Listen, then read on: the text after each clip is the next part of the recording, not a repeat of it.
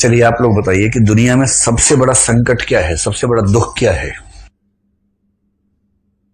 आपको जो भी लगता हो बोल सकते हैं। आप बताएं दुनिया में सबसे बड़ा दुख क्या है।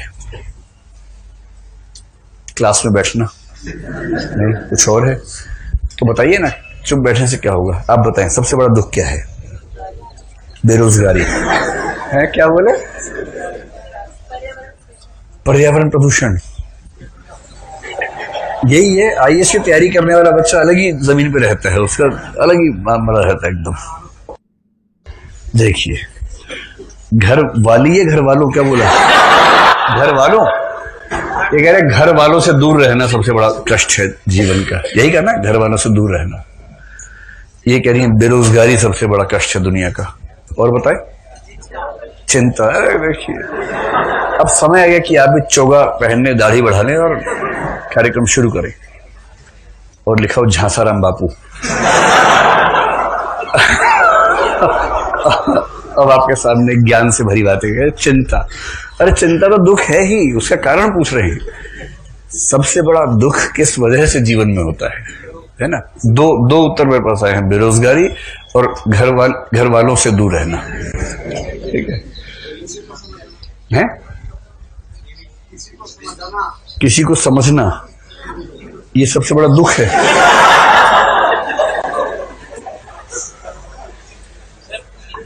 कहां थे अब तक आप लोग। चलिए आप बताएं। उम्मीदों का टूटना।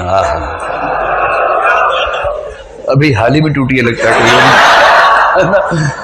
ये तो एक तो जिस एंगल से बैठे हैं उससे ही लग रहा है कि आप किसी खास उम्मीद से आते हैं, तो बोर्ड की तरफ नहीं देख रहे हैं, जिस एंगल से बैठे हैं उसी से लग रहा है। तो उम्मीदों का टूटना। और एक दो और बता दीजिए। मानसिक तनाव, गरीबी और असंतोष, हेल्पलेस फील करना। हाँ एक और लास्ट बस, किसी बीमारी से जूझना। कोई भी रोग, जैसे प्रेम रोग या राजयक्ष्मा या कोई और क्षय रोग आदि, कोई भी रोग। ठीक है।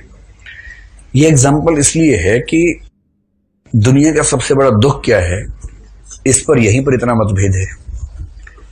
किसी को बेरोजगारी से बड़ा दुख नहीं लगता, किसी को गरीबी से बड़ा। और जिसको गरीबी बेरोजगारी नहीं झेलनी पड़ रही है वो क्या कह रहा है, किसी को अपनी बात ना समझा पाना। ये रोमांटिक आदमी है, इसको रोजी रोटी की चिंता नहीं है। रोटी पक्की है, रोटी पराठा मक्खन रखा है घर के अंदर। मेरे इमोशंस को समझ नहीं पा रहा है। किसी को मानसिक तनाव का दुख है क्योंकि भौतिक तनाव उसके जीवन में नहीं है। जिसका पेट भरा होता है ना, उसका इमोशनल दुख होने शुरू हो जाते हैं उसके बाद। हाय मुझे समझ नहीं पाया है, क्योंकि इसकी रोटी रखी हुई है रात के लिए तैयार। रोटी ना हो तो आदमी पहले मेहनत करता है कि रोटी कम से कम कमा लूंगा रात के लिए, उसके बाद दुख खेलूंगा उसके बाद। ऐसे कैसे दुखी होगा। ठीक ऐसे ही जैसे प्रेमचंद जब 8 साल के थे उनकी मां मर गई थी। प्रेमचंद की कहानियों में जो दुख दिखते हैं ना, वो दरअसल सारे प्रेमचंद की अपनी जिंदगी के दुख हैं। 8 साल की उम्र में उनकी मां चली गई। दूध का दाम कहानी पढ़ेंगे तो जो मंगल उसमें मातृहीन बालक है उसका वर्णन पढ़ के आपको लग जाएगा कि ये ऐसे ही कोई नहीं कर सकता है। और प्रेमचंद ने एक जगह लिखा भी है कि दुनिया में सबसे बड़ा दुख किसी बच्चे का मां के बिना होना है। अपनी जिंदगी का ही दुख है।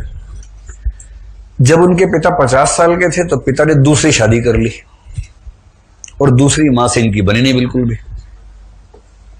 विमाता। इससे उनकी कहानियों में आप पाएंगे ऐसा दुख कि जहां दूसरा विवाह हुआ तो बच्चे पर क्या गुजर रही है। मन्नू भंडारी की एक कहानी है, एक उपन्यास है आपका बंटी, कभी पढ़िएगा, बहुत शानदार उपन्यास है, छोटा सा है, इसी थीम पर है। फिर प्रेमचंद ने बेरोजगारी खूब देखी। पिता की मृत्यु हुई तो विमाता, अपनी पत्नी, विमाता के बच्चे, उनका सारा बोझ उनके ऊपर आ गया। अलग योजना पढ़ते हुए आपको समझ में आएगा कि प्रेमचंद ऐसी बात क्यों लिख रहे हैं, वो भाव स्पष्ट हो जाएगा। फिर प्रेमचंद की जब शादी हुई 15 साल के थे, उनके पापा ने कहा बेटा शादी करवा दे, बोले हाँ करवा दो। खुद ही अपना तंबू वंबू बनाया, खुद ही मंच वंच बनाया, लकड़ी बांस छील के, बहुत खुश थे मेरी शादी होने वाली है।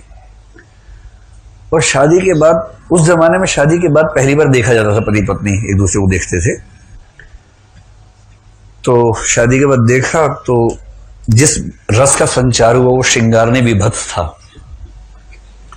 यह भयानक रस था। मतलब उनको ऐसा लगा, तो विवाह संबंध शून्य हो गया, बात ही नहीं होती थी पत्नी से। इसलिए अनमेल विवाह या बेमेल विवाह प्रेमचंद के साहित्य की एक बहुत बड़ी समस्या है। हर रचना में आपको अनमेल विवाह के जिक्र मिल जाएंगे। और फिर बाद में उनको ये लगा कि अब मैं अगली बार शादी करूंगा। उस समय तलाक नहीं होता था, लेकिन चोरी पे तो हो ही जाता था। उनकी पत्नी भी अपने घर गई तो फिर लौट के नहीं आई लंबे समय तक। तब ये वो फिर से शादी करनी है, लेकिन ऐसे नहीं करूंगा। अब वो अड़ गए कि अब मैं किसी बाल विधवा से ही शादी करूंगा, क्योंकि वो विधवा विवाह का समर्थन पहले कर चुके थे प्रेमा में। और अंत में अपने एक परिचित की बेटी शिवरानी देवी से विवाह की, जो बाल विधवा थी, जो प्रेमचंद की पत्नी हुई। इसलिए जब आप गोदान में झुनिया और गोबर का विवाह पढ़ेंगे तो भी प्रेमचंद नजर आएंगे उसके बीच में। तो प्रेमचंद तो गांव के आदमी थे, देहाती आदमी थे। गुल्ली डंडा बचपन में खेलते थे, उनका प्रिय खेल था। इसलिए कहानी भी कौन सी है, गुल्ली डंडा। गुल्ली डंडा खेलते खेलते वो एक बहुत बड़े इंस्पेक्टर बन गए प्रेमचंद, गांव के बाकी लोग नहीं बन पाए। इसलिए जब आप पढ़ेंगे मैं और गया, तो वो मैं कहीं ना कहीं प्रेमचंद खुद ही होते हैं। उनकी अपनी जिंदगी का ये भाव है। तो प्रेमचंद की लगभग हर कहानी में प्रेमचंद खुद बैठे हुए हैं।